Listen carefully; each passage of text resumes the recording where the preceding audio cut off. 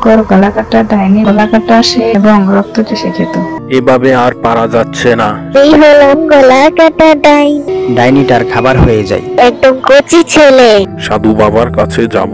তো শুনলাম ওই ডাইনিটা অনেক শক্তিশালী। আমার ছেলে আশিককে আর খুঁজে পাচ্ছি না। জঙ্গলে গেল, তার দুজন সাঙ্গুপাঙ্গু নিয়ে তারা এক এক করে আমার ছেলে মেয়েদেরকে এবং তার রক্ত চুষে খেতে থাকে। গুরসাইল নামের একটা ছোট গ্রাম ছিল। সেই গ্রামের রাস্তার পাশে জঙ্গলে একটা ভয়ঙ্কর গলাকাটা ডাইনি বাস করত। রাত হলে সেই রাস্তা দিয়ে কোনো মানুষ গেলে গলাকাটা সেই ডাইনিটা সবার গলা কেটে দিত এবং রক্ত চুষে খেত। তারপর গ্রামের মানুষ একদিন বলল, না না না, এভাবে আর পারা যাচ্ছে না। সেই গলাকাটা ডাইনিটা একে একে আমাদের গ্রামের মানুষ যেভাবে মারতেছে, এভাবে মানুষ মারলে কিছুদিন পরে আমাদের গ্রামে কোনো মানুষই খুঁজে পাওয়া যাবে না। ডাইনিটার একটা ব্যবস্থা নিতে হবে এখন। ঠিক বলেছেন মশাই, ওই ডাইনিটাকে গ্রাম থেকে তাড়াতে না পারলে আমরা একে একে সবাই মারা পড়ব। জমিদার মশাই, ডাইনিটার ভয়ে আমরা তো এলাকায় থাকতে পারতেছি না। আপনি কোনো একটা উপায় বের করে দেন না। ঠিক আছে, তোমরা আজকে বাড়িতে চলে যাও, আমি ভেবে দেখি কি করা যায়। কালকে আবার সবাই এখানে উপস্থিত থেকো। তারপর তারা সবাই কোনো উপায় না পেয়ে মন খারাপ করে বাড়িতে চলে গেল। সেই রাতে ডাইনিটা আবার বলতেছিল, আমি হলাম গলাকাটা ডাইনি, আমার শক্তি অনেক। এই গ্রামের সকল মানুষকে আমি মেরে রক্ত চুষে খাবো। হি হি হি। আজকে তো আমার বাজার থেকে ফিরতে অনেক দেরি হয়ে গেল। না জানি আজকে আমি ডাইনিটার খাবার হয়ে যাই। আল্লাহ, তুমি আমাকে রক্ষা করো। ওই তো দেখি একটা মানুষের বাচ্চা এইদিকে আসতেছে। আসুক বেটা এইদিকে, ওর গরম গরম রক্ত চুষে খাবো। হি হি হি। ওই জঙ্গলের কাছে তো চলেই আসলাম। আল্লাহ, তুমি আমাকে রক্ষা কইরো। আশিক যখন ওই জঙ্গলে ডাইনির সামনে দিয়ে যাচ্ছিল, ঠিক তখন ওই ডাইনিটা বলতে শুরু করলো, এটা দেখি একদম কচি ছেলে। এই বেটা তাজা রক্ত খেলে আমার শরীরে অনেক শক্তি চলে আসবে। তারপর ডাইনিটা তার সামনে গেল এবং আশিককে ধরে শরীর থেকে গলাটা আলাদা করে ফেললো। পরে রক্ত চুষে খেতে শুরু করলো আর বলল, বাবা, ছেলেটার রক্ত দেখি অনেক টেস্ট। আজকে রক্তটা খেয়ে আমি অনেক মজা পেলাম। আমার শরীরটা অনেক চাঙ্গা হয়ে গেছে। যাই এখন ঘুমাই গিয়ে। সেই রাতে জমিদার মশাই বাড়িতে বসে চিন্তা করতেছিল কি করবে। পরে তার স্ত্রী তাকে বলল, আমাদের পাশের গ্রামের বড় সাধু বাবার সাথে কথা বলতে পারেন, তাহলে তিনি হয়তো কোনো সমাধান দিতে পারবেন। ঠিক বলেছ গিন্নি, আমি কালকে সকাল সকালে সাধু বাবার কাছে যাব। দেখি তিনি আমাদের গ্রামের মানুষের জন্য ভালো কোনো সমাধান দিতে পারেন কিনা। পরের দিন সকালে জমিদার মশাই তার সহকারীকে নিয়ে পাশের গ্রামে এক সাধু বাবার কাছে গেল। তারা সাধু বাবার কাছে গিয়ে তাদের সকল সমস্যার কথা খুলে বলল। পরে সাধু বাবা এসব শুনে বলল, সবই তো শুনলাম ওই ডাইনিটা অনেক শক্তিশালী। আপনারা আজকে যান, আমি কালকে আপনাদের গ্রামে যাব। সাধু বাবা, আমাদের গ্রামের মানুষের অবস্থা খুবই খারাপ। আপনি কালকে সকাল সকালেই চলে আইসেন। ঠিক আছে, আমি কালকে সকাল সকালে চলে যাব, আপনারা আজকে যান। তারপর জমিদার মশাই তার সহকারীকে নিয়ে সেখান থেকে চলে আসলো।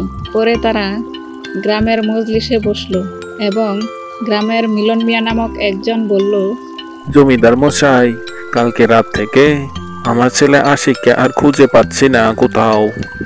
আমরা কি ওই ডাইনির হাত থেকে রক্ষা পাবো না এলাকাবাসী সবাই? কি বলো এসব? তোমার ছেলে কালকে রাতে কোথায় ছিল?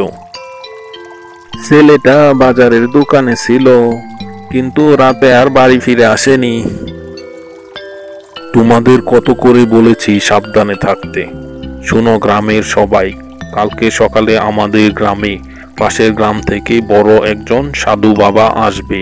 সে আসার আগ পর্যন্ত তোমরা সবাই সাবধানে থাকবা। ঠিক আছে জমিদার মশাই, আমরা সাবধানে থাকবো। পরের দিন সকালে সাধু বাবা আসলো এবং গ্রামের সবার সাথে কথা বলল। সেই দিন রাতে তারা জঙ্গলে গেল এবং সাধু বাবা তার মন্ত্র পড়া শুরু করলো।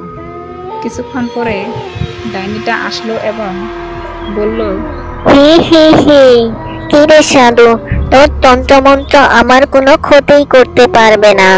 আমি হলাম এক অভিশপ্ত গলা কাটা ডাইনি। কিরে ডাইনি, তুই তো আগে মানুষ ছিলি, আর তুই মানুষ হয়ে কেন এত মানুষদেরকে কষ্ট দিয়ে মারতেছ? তোর কি কোনো মায়া দয়া হয় না মানুষের জন্য? আমাকে আর আমার ছেলে মেয়েকে যে গলা কেটে মেরেছিল, তখন কি মানুষদের মায়া দয়া হয় নাই? কি বলো এইসব?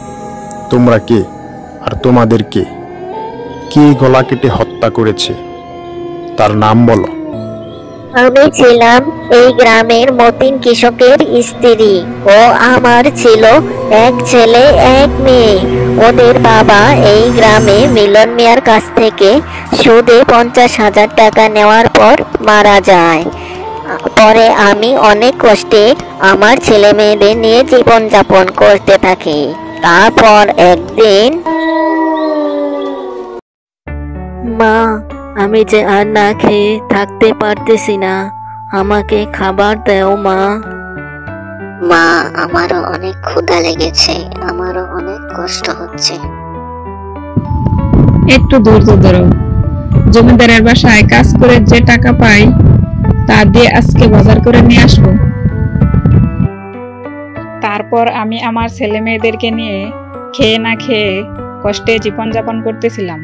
কিছুদিন পর পর মিলন মিয়া আমার বাড়ি আসতো আর বলতো, তোর জামাই আমার কাছ থেকে 50,000 টাকা নিছে, এখন সুদ সহ 1,00,000 টাকা হয়েছে। আমার টাকা যদি না দেস, আমি তোদের বাড়ি বিটা লিখে নিব। ভাই সাহেব, আমরা তো ঠিক মতো খেতেই পারি না, আপনার এতগুলো টাকা আমি কিভাবে দেব? আমি এত কিছু জানি না, তুই 10 দিনের মধ্যে আমার টাকা দিবি, আর তা না হলে আমি 10 দিন পরে তোর বাড়ি বিটা লিখে নিব। ভাই সাহেব, এমনটা করিয়েন না। এমনটা করলে যে আমি আমার ছেলেকে নিয়ে না খেয়ে একেবারে মারা যাব। আমি তোর কোনো কথাই শুনবো না। আমি আজকে চললাম, 10 দিন পরে আমার টাকার জন্য আবারও আসবো। আল্লাহ, তুমি আমাদের এই বিপদের হাত থেকে মুক্তি দান করো। এভাবে দেখতে দেখতে 10 দিন কেটে গেল। পরে মিলন মিয়া তার 2 জন সাঙ্গুপাঙ্গু নিয়ে আসলো এবং বলল, কিরে রনির মা, আমার টাকা আজকে দিলে দে, আর না দিলে এই বাড়ি থেকে বের হয়ে যা। ভাই সাহেব, এমন কাজ করিয়েন না। এই বাড়ি ছাড়া আমাদের যে আর কোনো কোথাও যাওয়ার জায়গা নাই। তোর কোনো কথাই আমি শুনবো না আজকে। ভালো করে বলছি, বাড়ি থেকে বের হয়ে যা। না, আমি বেঁচে থাকতে আমি আমার স্বামীর বিটা ছেড়ে কোথাও যাব না। আমার ছেলে মেয়েদের দিকে তাকিয়ে আমাদের ক্ষমা করে দেন ভাই সাহেব। বুঝেছি, তোদেরকে ভালো করে বললে তোরা শুনবি না। দাঁড়া, তোদের দেখাচ্ছি মজা। তারপর মিলন মিয়ার সাঙ্গপাঙ্গরা তাদেরকে বাড়ি থেকে বের করতে অনেক চেষ্টা করলো, কিন্তু তাদেরকে কোনোভাবে বাড়ি থেকে বের করতে পারলো না। পরে একজন লাঠি দিয়ে আমার মাথায় বাড়ি দেয় এবং পরে সেখানে আমি মারা যাই। পরে তারা এক এক করে আমার ছেলে মেয়েদেরকে গলা কেটে হত্যা করে এবং তারা আমাদের জমি দখল করে। আমি আমার খুনির গলা না কাটা পর্যন্ত আমাদের কারো আত্মা মুক্তি পাবে না। তাই এখন তোরা আমার কিচ্ছু করতে পারবি না। গ্রামবাসীর সবাই শুনেছ ডাইনির কথা? মিলন মিয়াকে না মারা পর্যন্ত তারা থামবে না। কি মিলন মিয়া, তুমি সুদ খাইতা এটা জানতাম, কিন্তু মানুষ হত্যাকর্তা এটা জানতাম না। তোমার মতো মানুষের বাঁচার অধিকার নাই। গ্রামবাসী সবাই মিলে মিলন মিয়াকে ধরে ডাইনির কাছে দাও, তাহলেই আমাদের গ্রাম ডাইনির হাত থেকে মুক্তি পাবে। পরে গ্রামবাসীর সবাই মিলন মিয়াকে ধরে ডাইনির কাছে নিয়ে আসলো। ডাইনি তাকে পেয়ে হাসতে হাসতে বলল, তোকে আজকে কেউ বাঁচাতে পারবে না। তোর গলা কেটে আমি আজকে তোর গরম গরম রক্ত খাবো, পরে আমাদের সবার আত্মা শান্তি পাবে। পরে ডাইনিটা মিলন মিয়াকে ধরে তার বডি থেকে মাথা আলাদা করে ফেলে এবং তার রক্ত চুষে খেতে থাকে। ডাইনি ও তার ছেলেমেয়েদের আত্মার মুক্তি হয়। এরপর ডাইনি গ্রামবাসীর সবাইকে ধন্যবাদ দিয়ে চলে যায়।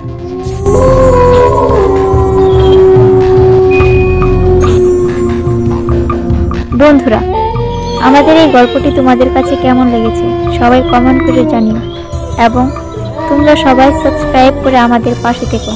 ভালো থেকো সবাই, বাই বাই।